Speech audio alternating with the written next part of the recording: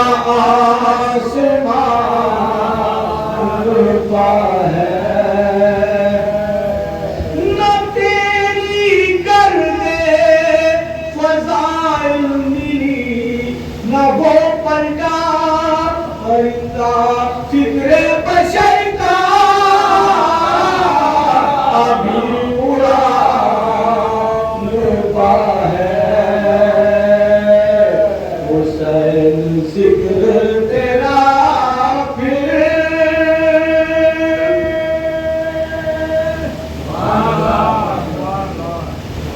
نعرہ صفات رضی اللہ عنہ۔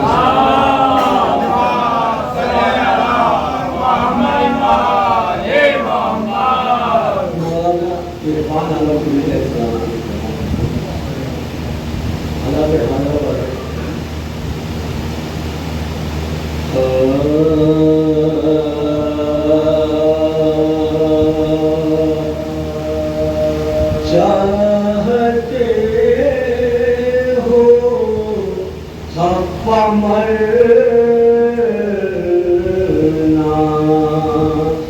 قبر نورانی بھی ہو،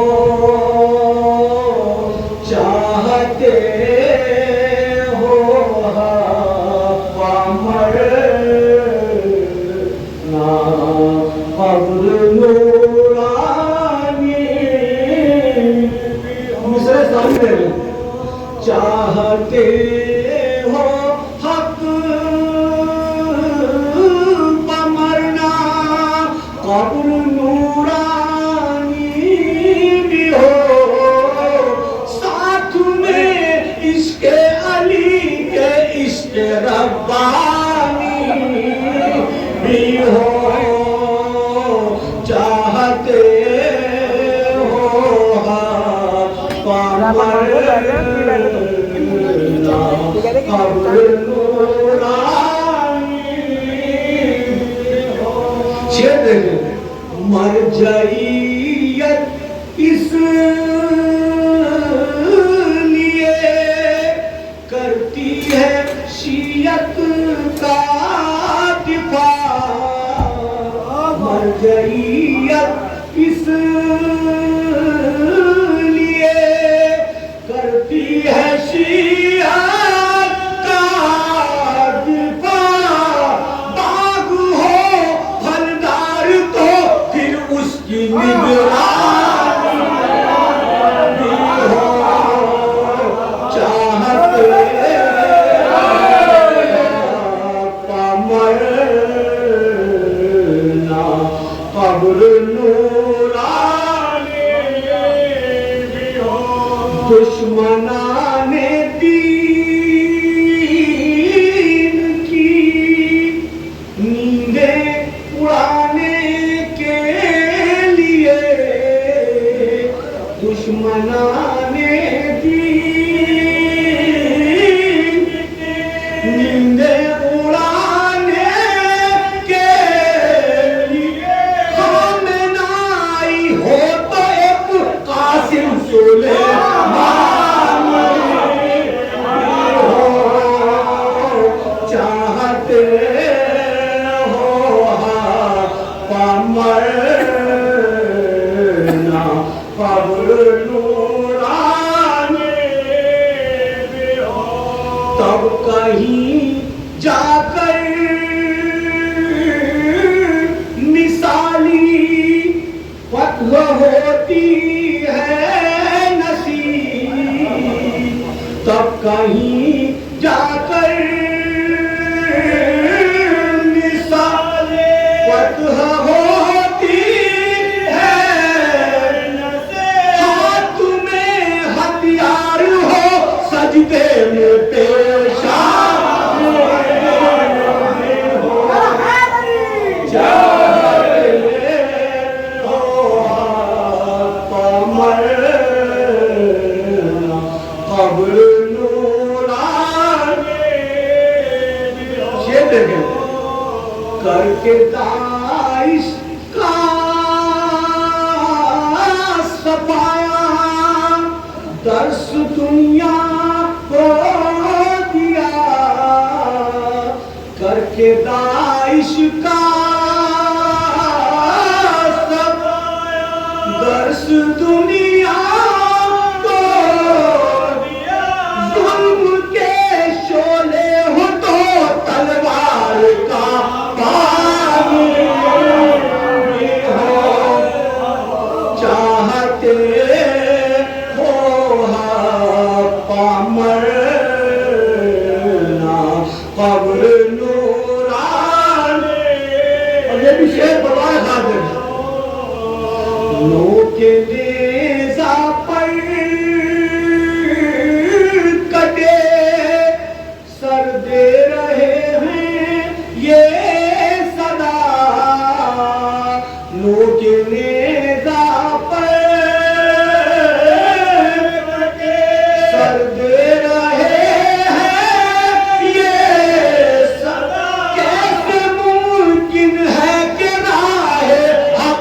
آسان ہو چاہتے ہو قمر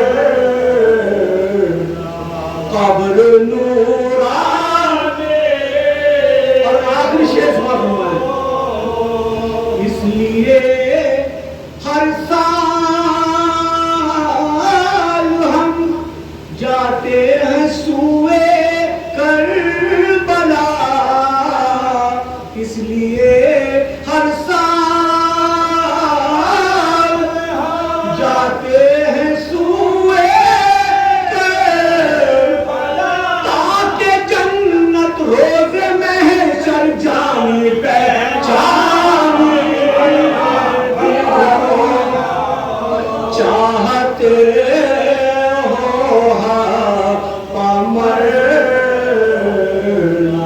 قبر نوران اور مختلف فرمائے تب کہیں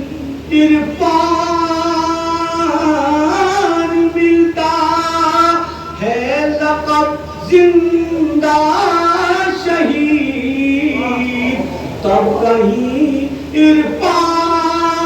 عرفان ملتا ہے لقب زندہ دولت ایمان بھی ہو مرد میدان بھی ہو چاہتے ہو پامر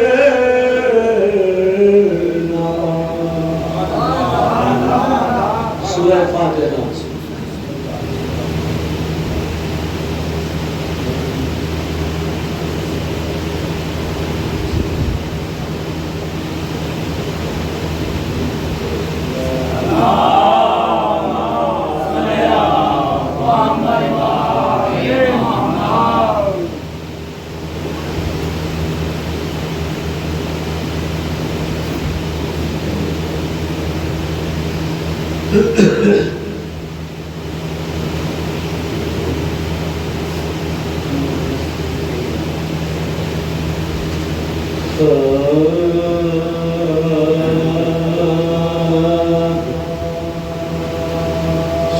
شہید باپ کے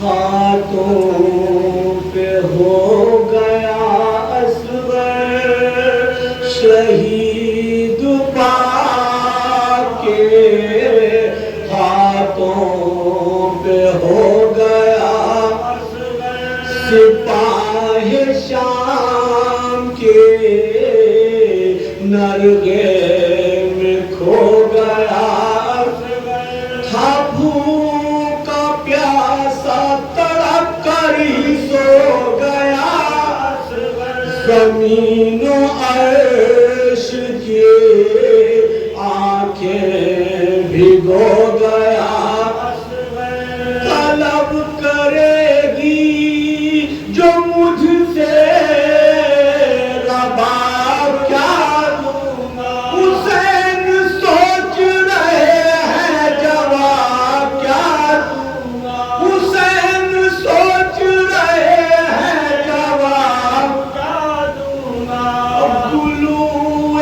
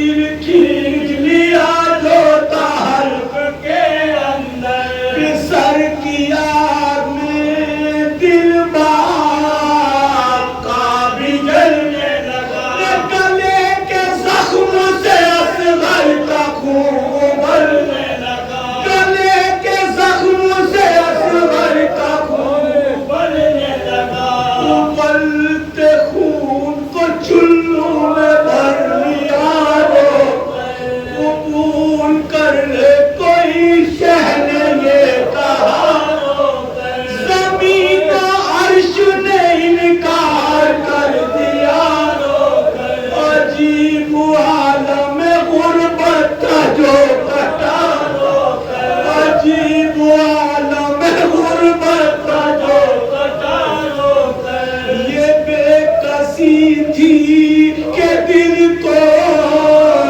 مسلیا شہنے پسر کے خون کو چہرے پہ مل لیا شہنے پسر کے خون کو چہرے پہ مل لیا شہنے لہو کو مل کے سوئے آسمان کر کے نظر اٹھا کے ہاتھوں پہ اصغر کو بولے یہ میں پیش کرتا ہوں اب اپنا شیرخوار قبول کر لے اسے میرے خالق اکبر قبول کر لے اسے میرے خالق اکبر تو اب تو بخش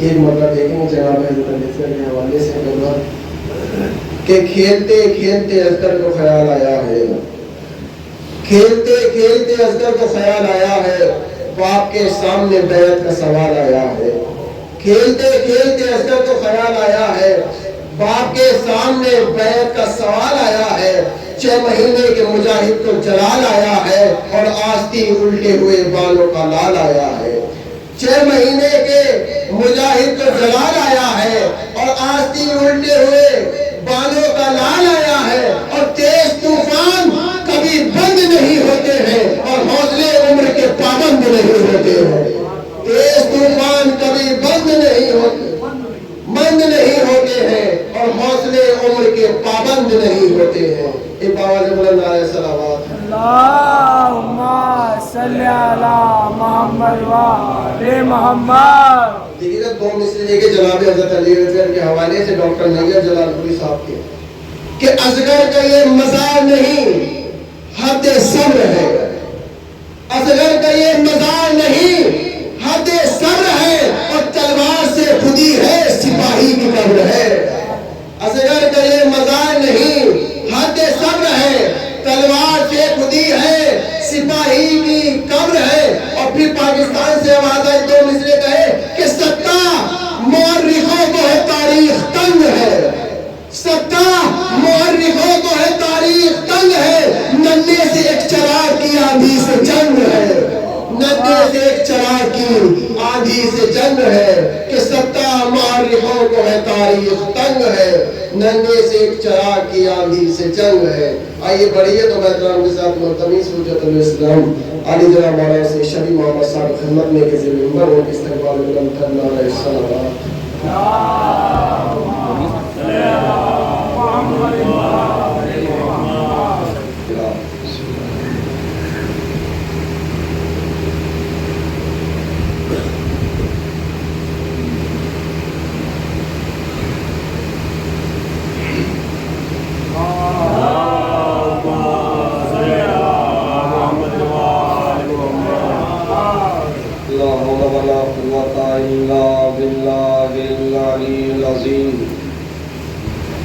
أعوذ بالله من الشيطان اللعين الرجيم بسم الله الرحمن الرحيم الحمد لله رب العالمين والعاقبة لأهل التقوى واليقين الصلاة والسلام على أشرف النبيين وخاتم المرسلين سيدنا ومولانا بالقاسم محمد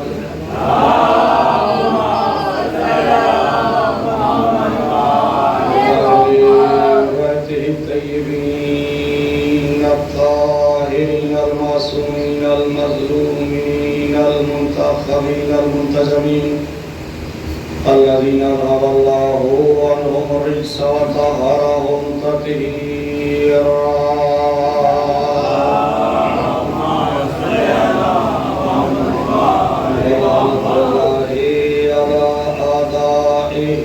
أجمعين من أول الدهر إلى قيام يوم الدين أما بعد فقد قال الله الحكيم في محكم كتابه الكريم بسم الله الرحمن الرحيم قل إن كنتم تحبون الله فاتبعوني يحببكم الله ويغفر لكم ذنوبكم والله غفور رحيم صلوات اللهم صل على محمد وآل محمد۔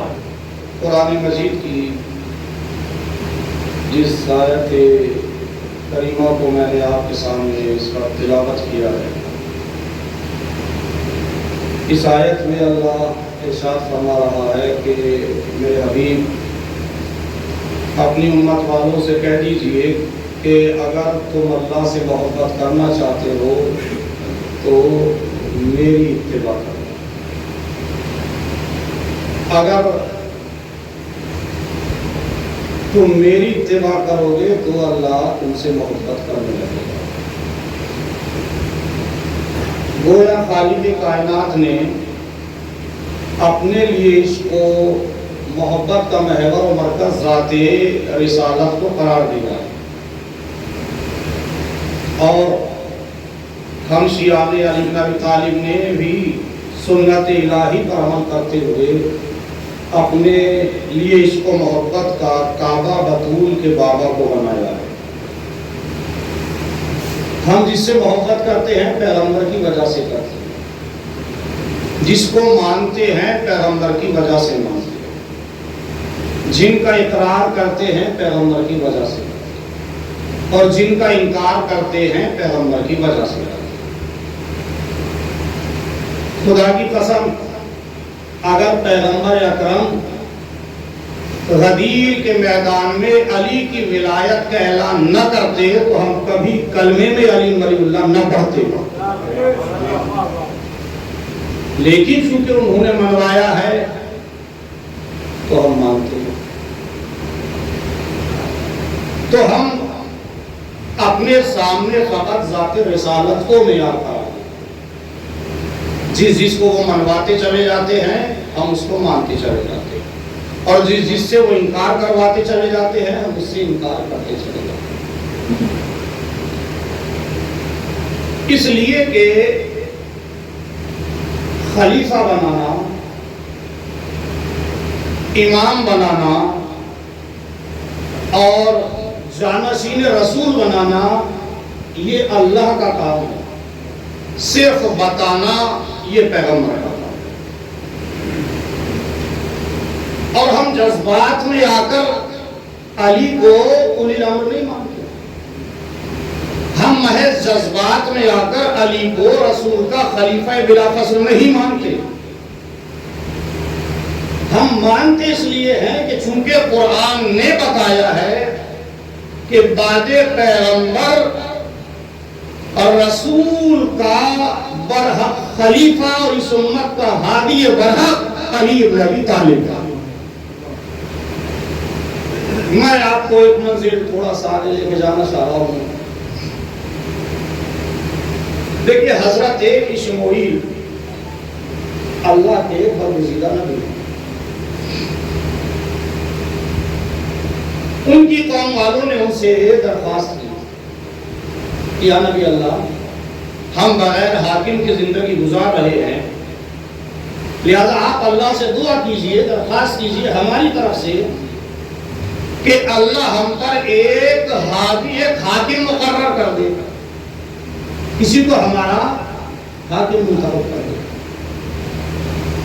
اب جناب اشمعیل نے اللہ کی بارگاہ میں قوم کے کہنے پر درخواست دی، اللہ نے وہ قوم کی درخواست منظور کر لی، اور قرآن نے اس کو نقل کیا۔ توجہ فرمائیے، قرآن نے اس کو نقل فرمایا۔ قرآن کہتا ہے کہ وَقَالَ لَهُمْ نَبِيُّهُمْ، جب ان کی قوم والوں نے یعنی حضرت اشمعیل نے اللہ سے کہا اور اللہ سے درخواست کے بعد پھر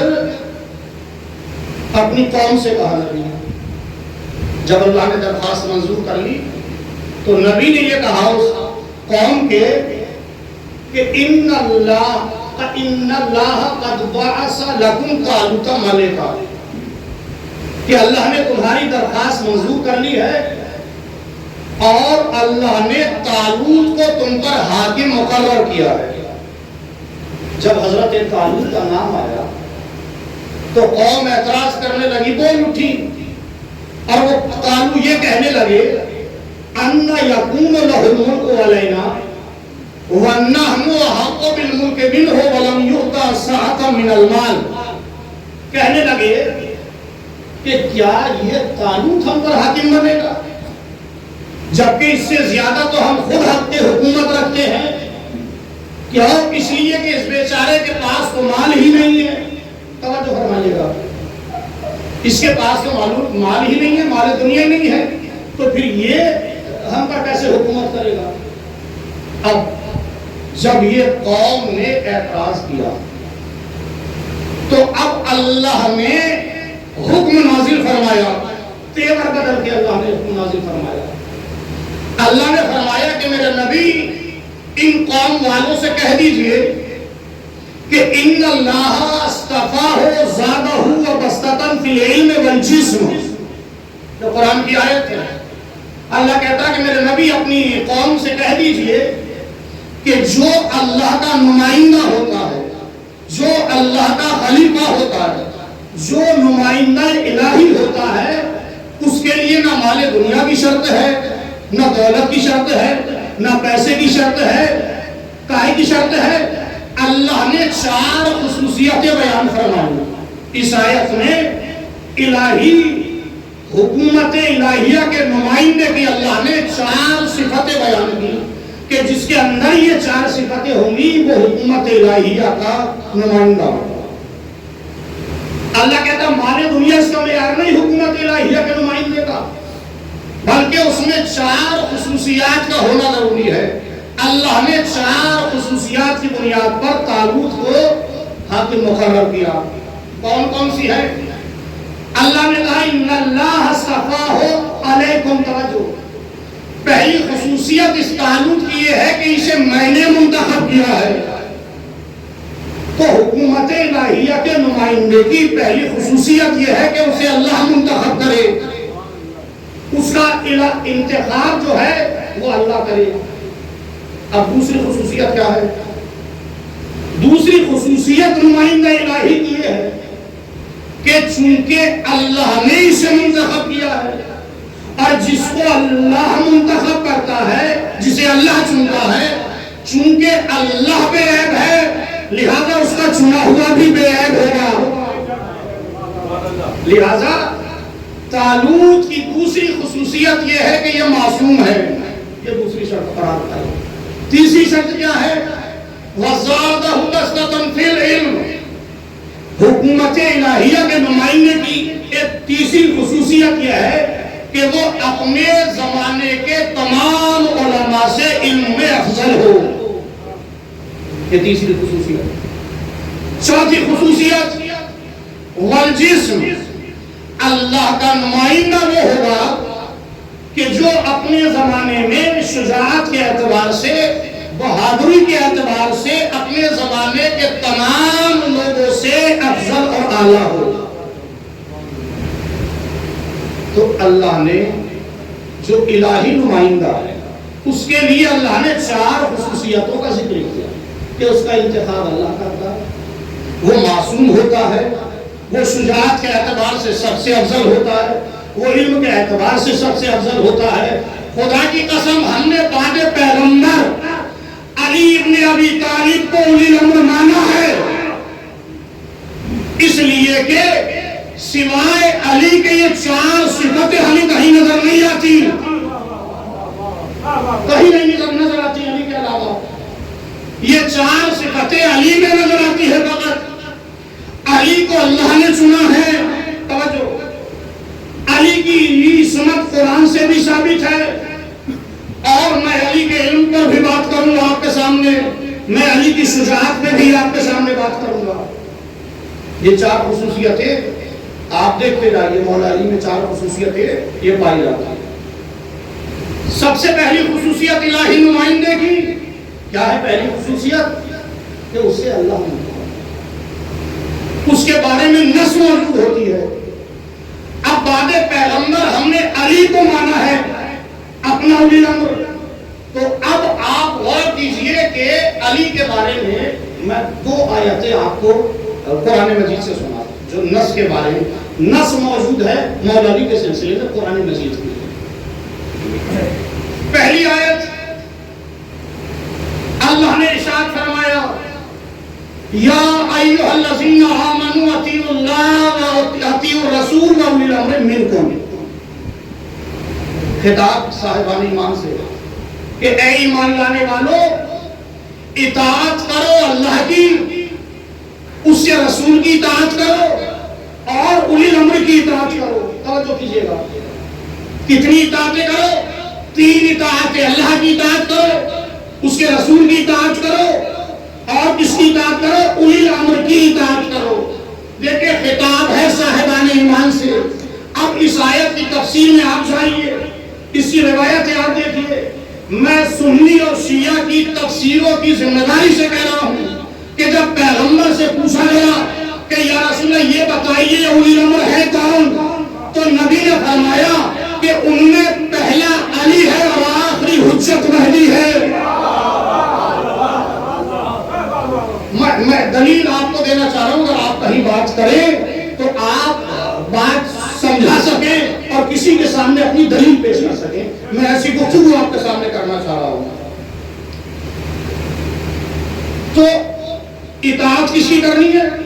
اولی الامر کی. اللہ کی اطاعت کرو اور رسول کی اطاعت کرو اور اولی الامر کی اطاعت کرو.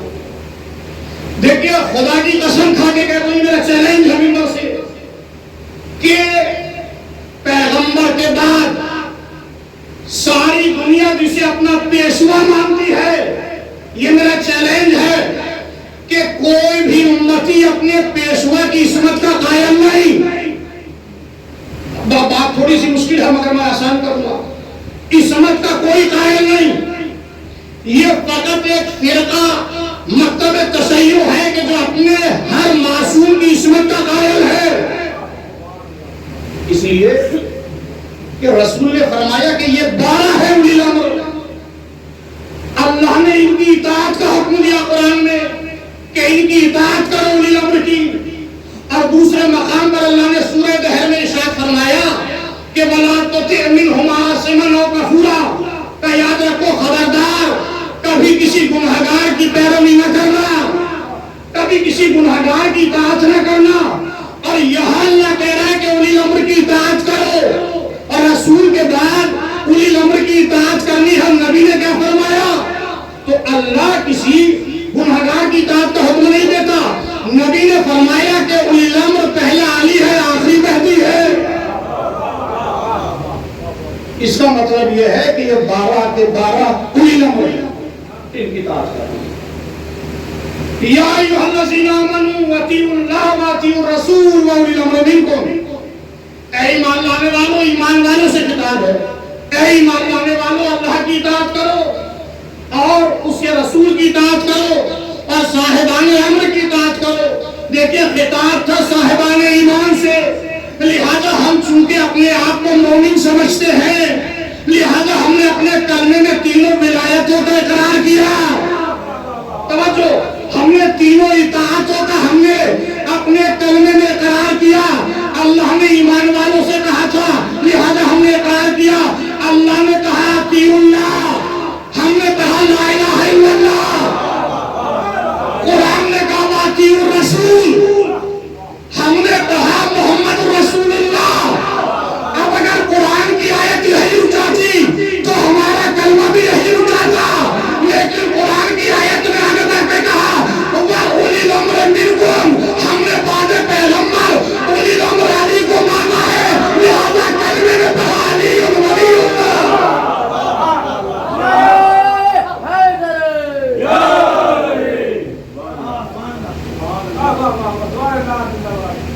ہم نے کلمہ اپنا قرآن سے لیا ہے, اللہ نے 3 اطاعتوں کا حکم دیا. اچھا میں جملہ یہاں پر اور کہتا چلوں, دیکھیں ہم تمام مسلمانوں کو دعوت فطر دیتے ہیں. بھائی قرآن میں گنجائش موجود ہے. توجہ, میں بڑا لطیف سا جملہ کہنے جا رہا ہوں. قرآن میں گنجائش موجود ہے, اس لیے کہ اولی الامر کو ماننا ہے نا رسول کے بعد, رسول کے بعد اولی الامر کو ماننا ہے. اور یہ ہماری وسعت قلبی ہے کہ ہم دعوت فکر دیتے ہیں. ہم یہ کہتے ہیں کہ قرآن میں گنجائش ہے کہ اولی الامر مانو. ہم کہتے ہیں کہ چلو ٹھیک ہے تم علی کو نہیں مانتے نہ مانو, اس لیے کہ علی کسی کے ماننے کا محتاج تھوڑی ہے, وہ کسی کے ماننے کا محتاج نہیں مانتے تم علی کو مت مانو, لیکن اولی الامر کو تسلیم کرنا ہے. اور قرآن میں گنجائش ہے مگر گزارش اتنی ہے کہ جسے بھی اولی الامر مانتے ہو کلمے میں اس کا اقرار تو کرو. تھوڑا سا تو بیدار ہو جائیے, تھوڑا سا تو توجہ فرمائیے. بھائی اولی الامر مانو مگر کلمے میں اس کا نام تو لو.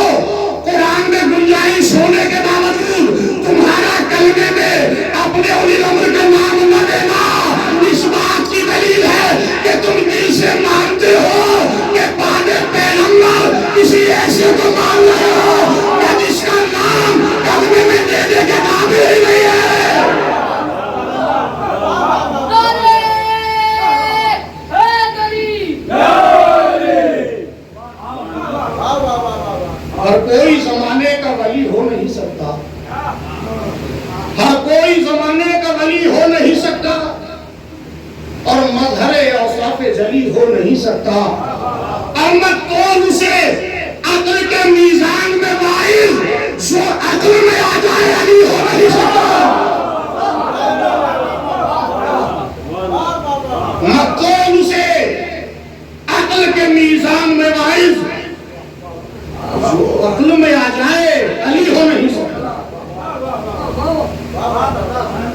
تو علی کے بارے میں نص موجود ہے۔ یہ پہلی آیت آپ نے سن لی، میں نے کہا تھا دو دلیلیں علی کے نص کے بارے میں میں عرض کروں گا۔ پہلی دلیل میں نے قرآن سے عرض کر دیا، دوسری آیت سنیے ذرا غور سے۔ سورہ مائدہ میں اللہ کہتا ہے انما ولیکم اللہ ورسولہ والذین آمنوا الذین یقیمون الصلاۃ ویؤتون الزکاۃ وہم راکعون۔ اللہ کہتا ہے کہ تمہارا ولی اللہ ہے، ورسولہ اور اس کا رسول تمہارا ولی ہے۔ اچھا، رسول کے بعد جتنی بھی قرآن کی لفظ ہیں سب میں جمع کے لفظ اللہ نے استعمال کیے، والذین آمنوا الذین یقیمون الصلاۃ ویؤتون الزکاۃ وہم راکعون، سارے اللہ نے جمع کے الفاظ استعمال کیے ہیں۔ تمہارا ولی اللہ، اس کا رسول ولی، والذین آمنوا الذین، اور وہ لوگ ولی ہیں کہ جو صاحبان ایمان ہیں، نماز قائم کرتے ہیں، حالت رکوع میں وہ زکات دیتے ہیں۔ توجہ کیجیے ذرا سے اس مرحلے پر، یہ تین ولی ہیں، جمع کے رسول کے بعد سارے جمع کے لفظ اللہ نے استعمال کیے، یعنی جملہ کون ہے؟ دیکھیے جمع کے لفظ اللہ استعمال کر کے یہ بتانا چاہ رہا ہے کہ بعد پیغمبر فقط اکیلا علی ولی نہیں ہے، بلکہ پورا گروپ ہے ولیوں کا کہ جو علی کی طرح ولی ہے۔ توجہ کیجیے گا، والذین آمنوا الذین یقیمون الصلاۃ ویؤتون الزکاۃ وہم راکعون، اللہ ولی، رسول ولی، جو ایمان لائے وہ ولی، حالت رکوع میں زکات دیتے ہیں، نماز کو قائم کرتے ہیں وہ ولی۔ اب میں تمام کتابوں کا، وہ اہل سنت کی کتابیں ہوں یا اہل تشیع کی کتابیں ہوں، میں ذمہ داری سے جملہ کر رہا ہوں کہ تمام علماء نے اس آیت کی تفسیر میں یہ لکھا ہے کہ اس پوری کائنات میں سوائے علی کے کسی نے حالت رکوع میں زکات نہیں دی، کسی نے نہیں دی علی کے علاوہ، علی نے دی ہے۔ اور اس کے بعد یہ قرآن کی آیت نازل ہو گئی جب علی نے زکات دی۔ اچھا، اس کے بعد جب یہ آیت نازل ہو گئی تو بہت سارے لوگ ایسے تھے کہ جو سکھا کے لے کے آتے تھے اور کہتے تھے کہ میں نماز شروع کر رہا ہوں، انگلی کا اشارہ کروں گا، انگلی لے جانا تاکہ میرے لیے بھی کوئی آیت آ جائے۔ آیت آنا تو خدا کی قسم دور کی بات ہے، خرف بھی اللہ نے نازل نہ کیا۔ ایک صاحب کہتے ہیں کہ میں نے 40 انگوٹھیاں صدقہ دے دی بلا بلا کے لوگوں کو، مگر اللہ نے میرے بارے میں ایک طرف نازل نہیں کیا۔ حیدر کی دشمنی میں جو فیاض ہو گئے، حیدر کی دشمنی میں جو فیاض ہو گئے، ان کی نماز بھی گئی انگشتری کے ساتھ۔ تو اللہ ولی، توجہ، اللہ ولی، رسول ولی، علی ولی، ان تین ولایتوں کا اللہ نے تذکرہ کیا ہے۔ اب جب تین ولایتیں اللہ نے بیان کی تو اب ہم نے تینوں ولایتوں کا کلمے میں اقرار کیا۔ قرآن نے کہا انما ولیکم اللہ، ہم نے کہہ دیا لا الہ الا اللہ۔ بھائی تھوڑا سا بیدار ہو جائیے، میں نوجوانوں کے لیے جملہ عرض کرنا چاہ رہا ہوں۔ قرآن نے کہا ورسولہ، ہم نے کہا محمد رسول اللہ، اور اب قرآن نے کہا والذین آمنوا الذین یقیمون الصلاۃ ویؤتون الزکاۃ، ہم نے کہا علی ولی اللہ ہے یا مسیح رسول اللہ ہے یا خلیفۃہ بالعباس۔ اچھا، کچھ سوال آیا، دیکھیے جہاں مولا علی کا تذکرہ آتا تو لوگوں کے نظریات تبدیل ہونے لگتے ہیں۔ جب تیسرے کلمے کا اقرار کیا تو کہنے لگے صاحب آپ کی بات ہماری سمجھ میں نہیں آتی، آپ کا کلمہ ہماری سمجھ میں نہیں آتا. ہم نے کہا کیا؟ کہنے لگے کہ جب مولا علی کا ذکر آتا تو آپ بڑے جذباتی ہو جاتے ہو. کیسے؟ کہنے لگے اس لیے کہ آپ اپنا کلمہ دیکھیے. کہنے لگے اس کی دلیل یہ ہے جذباتی ہونے کی کہ جب اللہ کا نام آتا ہے تو آپ کہہ دیتے ہو لا الہ الا اللہ اور رک جاتے اتنا چھوٹا سا کلمہ. اور جب نبی کا تذکرہ آتا ہے تو کہتے رک جاتے ہو محمد رسول اللہ اتنا چھوٹا سا کلمہ. اور جہاں علی کا نام آتا ہے تو کہتے ہو علی ولی اللہ ہے و وصی رسول اللہ ہے جی و خلیفتہ بلا قصر. کہنے لگے اتنا لمبا کلمہ ایسا لگتا ہے کہ جیسے ٹرین جا رہی ہو. توجہ توجہ جو یاد رہے گا انشاءاللہ. میں قرآن سے جواب عرض کروں گا.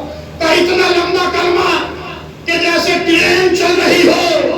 ہم نے کہا کہ بھائی ہم سے نہ الجھو، اگر الجھنا ہے تو قرآن سے الجھو، اگر الجھنا ہے تو اللہ سے الجھو. اس لیے کہ قرآن نے کہا انما ولیکم اللہ اور کہہ کے رک گیا چھوٹا سا کلمہ.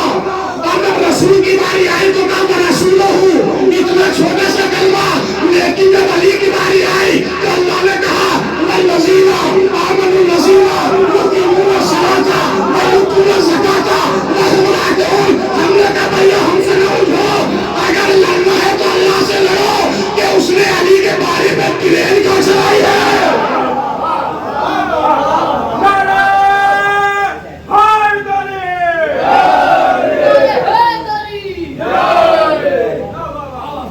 یہ ہم نے ٹرین نہیں چلائی، ہمیں تو قرآن سے سیکھا ہے. لڑنا ہے تو اللہ سے لڑیے. اچھا علی کی عصمت پہ، علی کے نص پہ دو آیتیں میں آپ کے لیے کر چکا ہوں. تو علی کے بارے میں نص موجود ہے. اچھا دوسری خصوصیت کیا ہے نمائندہ الہی کی؟ کیا بتایا تھا میں نے کہ وہ معصوم ہو. معصوم ہو دوسری خصوصیت اللہ کے نمائندے کی معصوم. اب میں علی کی عصمت میں دو دلیلیں آپ کی خدمت میں عرض کرتا ہوں.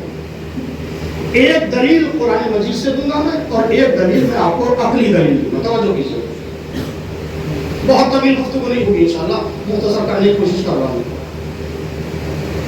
دو دلیلیں، ایک نقلی یعنی قرآن سے اور ایک عقلی دلیل.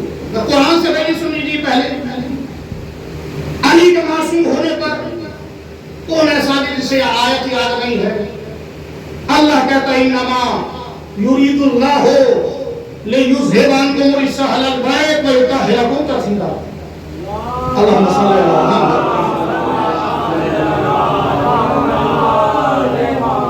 اے اہل بیت، اللہ کا ارادہ یہ ہے کہ وہ تم سے ہر رجس کو دور رکھے اور تمہیں ایسے پاک رکھے کہ جیسے پاک رکھنے کا حق ہے. ایسا تمہیں پاک و پاکیزہ رکھے. آیت کثیر ہے، سب جانتے، سب کو یاد ہے. اللہ کا ارادہ یہ ہے کہ وہ تم سے ہر طرح کے رجس کو دور رکھے. توجہ ہو جائے میری طرف. فتنہ ہے جو بھی مجلس سرور سے دور رہے. اب شعر پہ آپ متوجہ ہوتے تو میں شعر پڑھ دیتا ہوں. فتنہ ہے جو بھی مجلس سرور سے دور ہے، سارے جہاں کا سب سے بڑا وہ سرور ہے. بدبخت یہ سمجھتا ہے قسمت میں حور ہے اور نطفے میں اس بشر کی خرابی ضرور ہے. بدبخت یہ سمجھتا ہے قسمت میں حور ہے، نطفے میں اس بشر کے خرابی ضرور ہے. اور اعلان سے قرآن کے واضح یہی ہوا، وہ رشت ہے جو آل محمد سے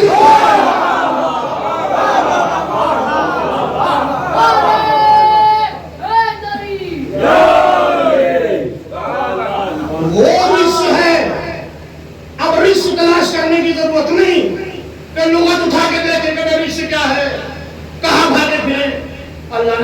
دیا, میں نے آیت میں لکھ دیا ہے رجس کا معنی. اب جو بھی آل محمد سے دور نظر آئے سمجھ لینا رجس ہے, گندگی ہے, پلیدگی ہے. اور ہم تمہیں ایسا پاک رکھیں گے جیسا پاک رکھنے کا حق ہے. اب مجھے بتائیے, علی اہل بیت میں شامل ہے نہیں؟ علی اہل بیت کے فرد کامل ہے نہیں؟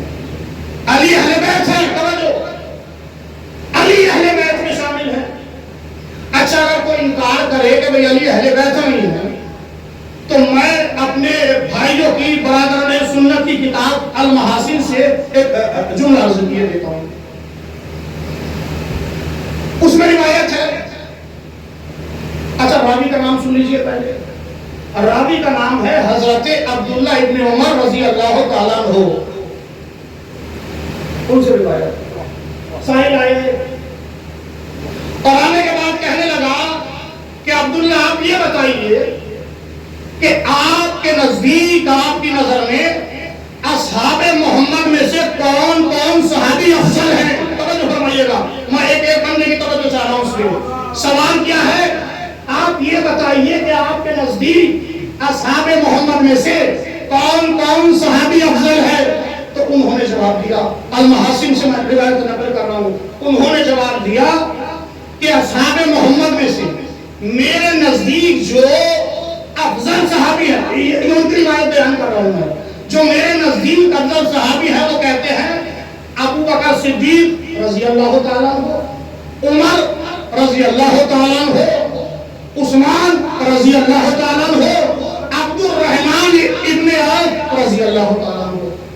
چار نام یہ ہو, جو جیسے روایت ہے میں تو ویسے نقل کر رہا ہوں, جو روایت ہے وہ عرض کر رہا ہوں ایک ایک لفظ میں. جب کتنے نام لیے؟ چار نام لیے. جیسے ہی چوتھے نمبر پہ اس نے علی کا نام نہ دیکھا تو ایک مرتبہ سائل پریشان ہو گیا اور کہنے لگا عبداللہ ابن عمر یہ بتا, اینا علی ابن ابی طالب, تم نے چوتھے نمبر پر بھی علی کا نام نہیں لیا. تاریخ کہتی ہے کہ عبداللہ کے چہرے پر جلال آ گیا, رجب کے آثار نمودار ہو گئے اور اسے ڈانٹتے کہنے لگے, ارے جاہل مجھے پہلے یہ بتا کہ تم نے اصحاب کے بارے میں پوچھا ہے اہل بیت کے بارے میں پوچھا ہے؟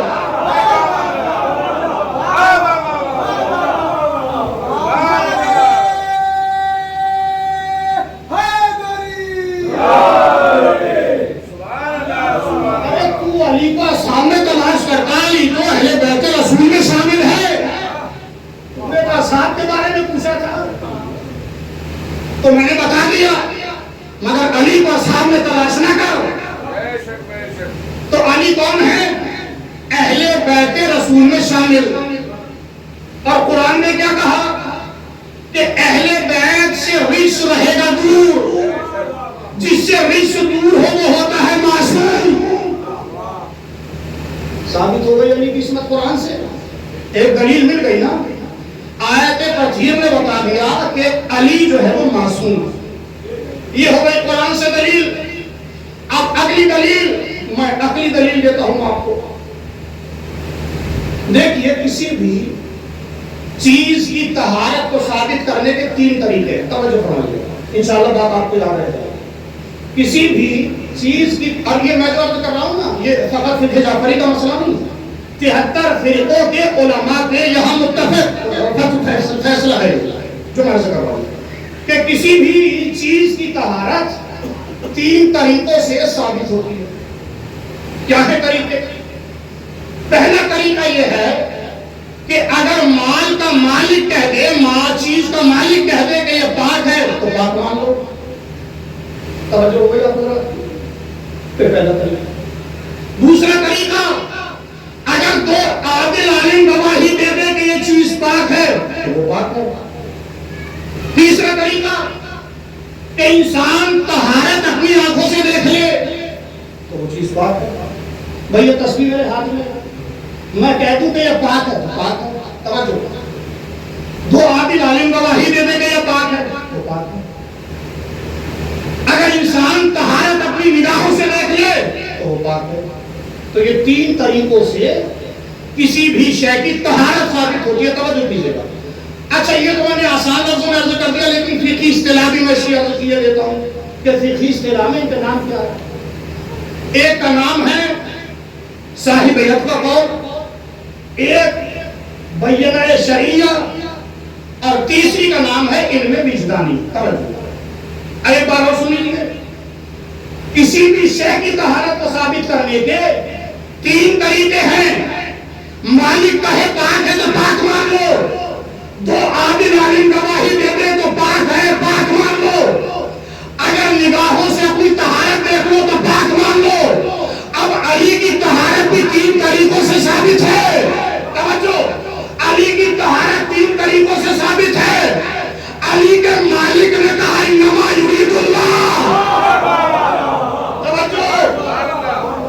اللہ نے، علی کے مالک نے کہا انما یرید اللہ۔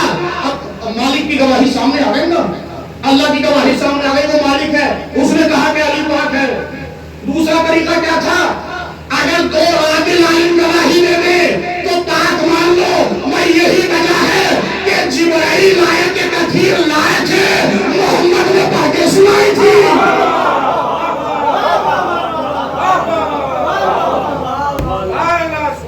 دو طریقے ہو گئے نا، مالک نے بھی کہہ دیا علی پاک ہے، اور 2 عادل عالموں نے بھی کہا۔ اگر جبرائیل سے رسول اللہ سے بڑا عالم تو کوئی نہیں ہو سکتا نا، تو 2 عالموں کی گواہی بھی آ گئی۔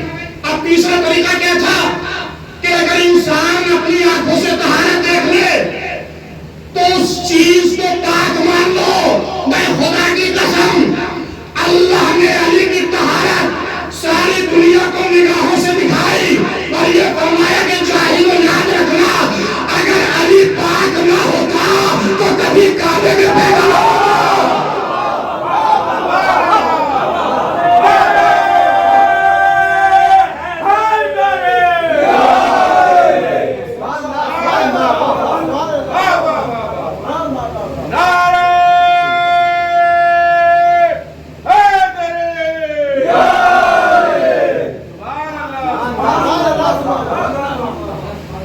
یہ 3 اچھا مولانا کہاں ہے بھائی؟ خانہ کعبہ میں آیا نا۔ اچھا تو آثار مٹانے کی کوشش کی جا رہی ہے، پہلے سے ہوتی رہی کہ وہ جو کعبے میں دراڑ ہے، وہ جو لکیر ہے، اس کو کسی طریقے سے مٹا دیا جائے۔ بڑی کوشش کی گئی، بڑا پیسہ خرچ کیا گیا جی۔ میں نے پڑھا کہ یورپ سے انجینئر بلائے گئے کہ وہ لکیر مٹ جائے۔ توجہ، یورپ سے انجینئر بلائے گئے کہ یہ لکیر مٹ جائے، مگر نہیں مٹ سکی۔ جو کعبے میں لکیر ہے وہ کسی سے آج تک نہیں مٹ سکی۔ مولا علی کی ولادت کی نشانی آج بھی ہے۔ اگر جملہ کہہ رہا ہوں غور فرمائیے گا، متوجہ رہیے گا میری طرف، وہ لکیر آج بھی موجودہ کسی سے نہیں مٹ سکی۔ اب دنیا ہم سے پوچھتی ہے کہ یہ شیعہ کیا ہے؟ ایک جملے میں شیعہ کا تعارف کراؤں، میں کہتا ہوں کہ یہ جو کعبے میں لکیر ہے، یہ شیعہ اسی لکیر کے فقیر ہے۔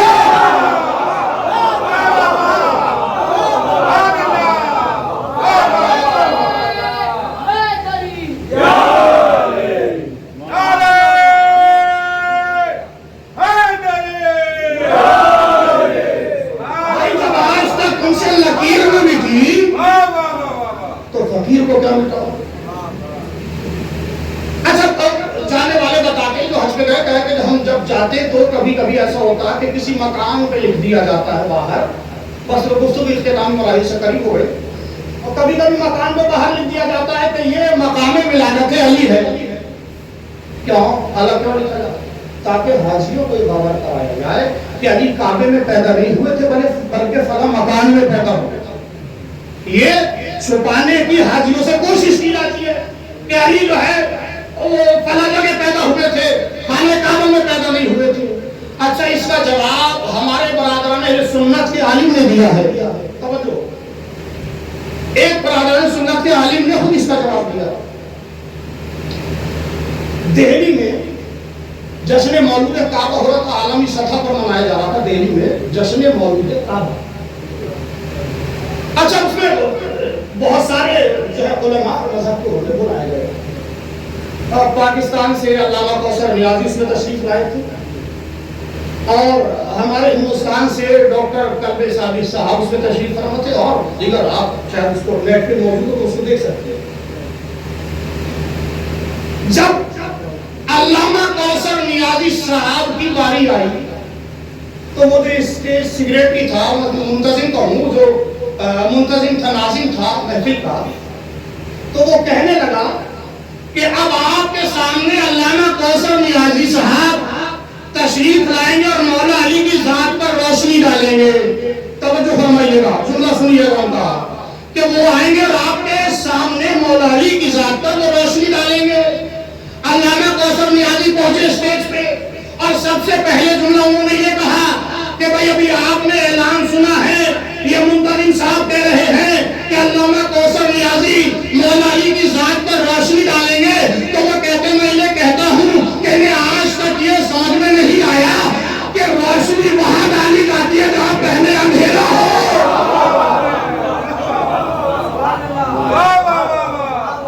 جہاں پہلے اندھیرا ہو روشنی تو وہاں ڈالی جاتی ہے.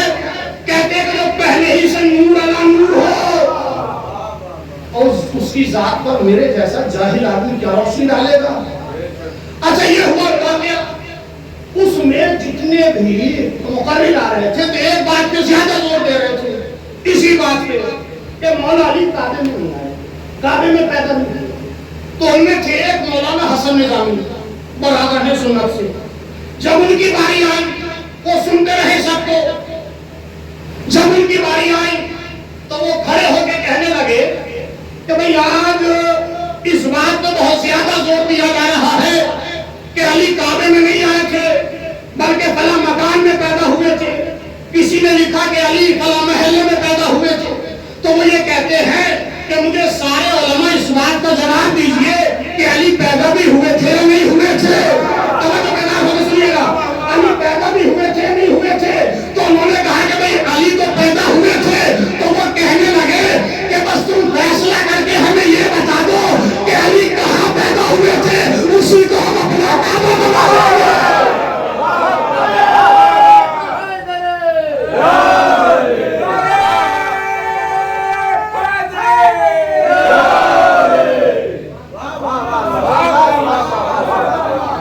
اس لیے کہ ہمارا کعبہ تو وہ ہے جہاں حسنین کا بابا ہے.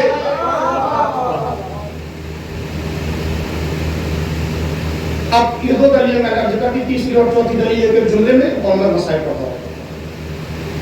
تیسری دلیل کیا تھی؟ نمائندہ الہی تھی کہ وہ علم میں سب سے افضل ہے. اب خدا کی قسم میرے جیسا جاہل انسان مولا علی کے علم پر کیا دلیلیں دیتا پھرے گا؟ کیا میں آپ کے سامنے بیان کر سکتا ہوں؟ میں مولا علی کے علم پر ایک چھوٹی سی دلیل دیتا ہوں آپ کے سامنے، اور انشاءاللہ وہی جملہ کافی ہوگا.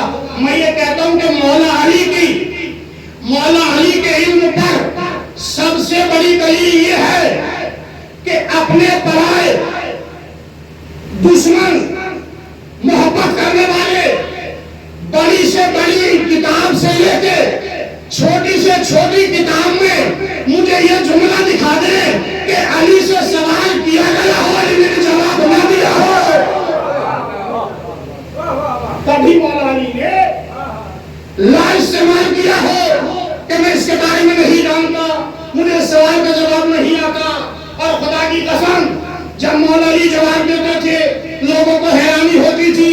ایک دن صاحب نے کہہ دیا یا علی آپ ہر بات کا ایک فوراً جواب دے دیتے ہیں، تھوڑا سا سوچ لیا کریں. مولا علی نے فرمایا تیرے ہاتھ میں انگلیاں کتنی ہے؟ توجہ، تیرے ہاتھ میں انگلیاں کتنی ہے؟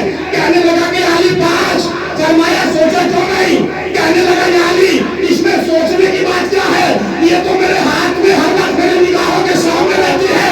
فرماتے ہیں سن جس طریقے سے 5 انگلیاں تیری نگاہوں کے سامنے رہتی ہے، یہ ساری کائنات علی کی نگاہ میں ہوتی ہے.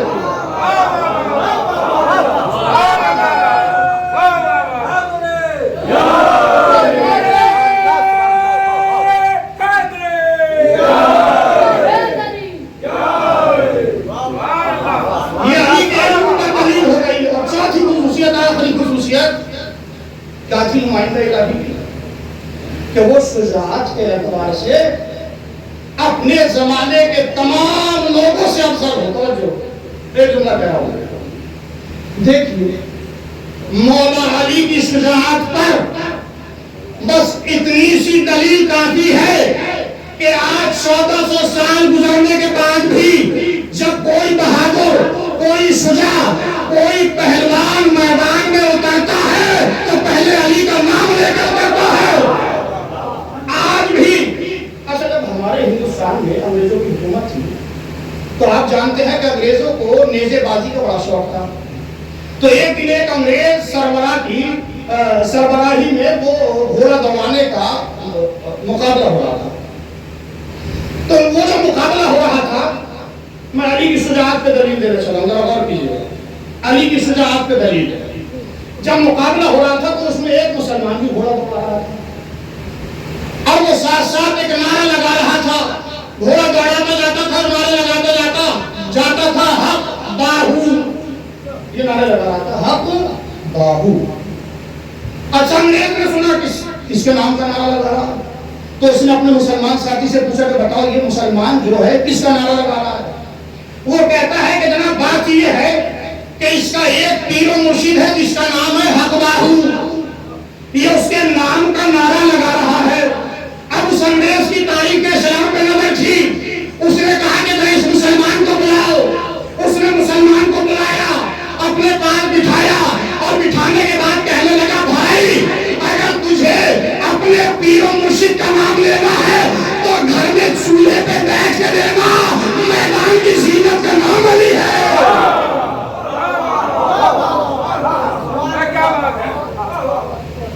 اپنے پیر و مرشد کا نام یہاں نہیں چلے گا تیرے، چولہے پہ بیٹھ کے لے جا کے گھر میں، میدانوں کی زینت تو علی ہے۔ یہ علی نمائندہ الہی علی بن ابی طالب آل پیغمبر، نبی کا خلیفہ برحق، بلا فصل خلیفہ علی بن ابی طالب۔ اور چونکہ شبیہ تابوت علی اصغر ان کا جھولا برآمد ہوگا تو اس کے حوالے سے میں جملہ کہتا ہوں کہ بھائی دیکھیے اعتراض کرتے ہیں ہم پہ لوگ کہ شبیہ ذوالجناح کیا ہے، وہ اس کا تو ٹائم نہیں ہے، میں تو جملہ کہہ رہا ہوں کہ اس کے بہت سارے اعتراض انشاءاللہ موقع ملے گا تو میں پڑھوں گی اسی میں۔